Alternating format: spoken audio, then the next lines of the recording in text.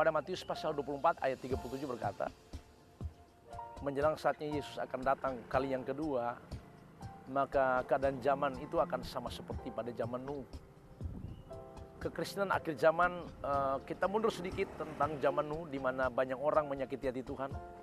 Banyak orang itu membuat Tuhan cemburu dan menyesal. Tapi hal yang luar biasa di situ bahwa satu keluarga Nuh diselamatkan. Pada waktu air bah datang, seluruh keluarga Nuh diselamatkan.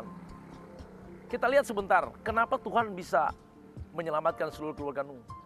Karena ada satu tindakan, ada satu hal yang Nuh lakukan. Bagaimana dia menjadi orang yang betul-betul pada saat itu dia tidak kompromi dengan keadaan dunia, yang waktu itu seluruh manusia betul-betul mengambil keputusan bergerak mengikuti pola hidup dunia di bawah kuasa si jahat. Nuh adalah orang yang betul-betul melihat bahwa dia masih punya Tuhan yang besar dan luar biasa. Keadaan dunia sekarang sama seperti pada zaman Nuh. Semua orang itu tidak lagi mempercayai namanya kebenaran, mujizat, kebesaran kuasa Tuhan. Semua terbawa arus dunia. Semua terkontaminasi oleh kekuatan pola dunia. Dan akhirnya mereka terjebak dengan kekuatan pola dunia yang dibawa kuasa si jahat. Dan tidak sedikit banyak kekristenan yang mati rohani, tidak bisa berbuat apa-apa. Hidup di lembah kekelaman, tertekan, tertindas, dan teraniaya. Tetapi Alkitab berkata, kemenangan yang bisa dimiliki oleh gereja akhir zaman seperti Nuh adalah dia berhasil menyentuh hati Tuhan. Dia membuat Tuhan senang, membuat Tuhan betul-betul melihat kehidupan Nuh, dan dia berkata, aku memberi engkau kasih karunia yang besar. Tindakan yang perlu kita ambil itu adalah bagaimana kita betul-betul mempercayai Tuhan. Karena pada waktu Tuhan perintahkan Nuh, aku akan memusnahkan manusia. Karena itu Tuhan berfirman pada Kejadian pasal yang ke-6 ayat 12, 13, 14 berkata, karena itu buatlah bagimu bahtera di atas gunung. Lakukanlah itu, buatlah seperti yang aku perintahkan, kata Tuhan. Saudara, ini berkati Tuhan, pada waktu Tuhan perintahkan Nuh, sebetulnya secara manusia itu tidak masuk akal.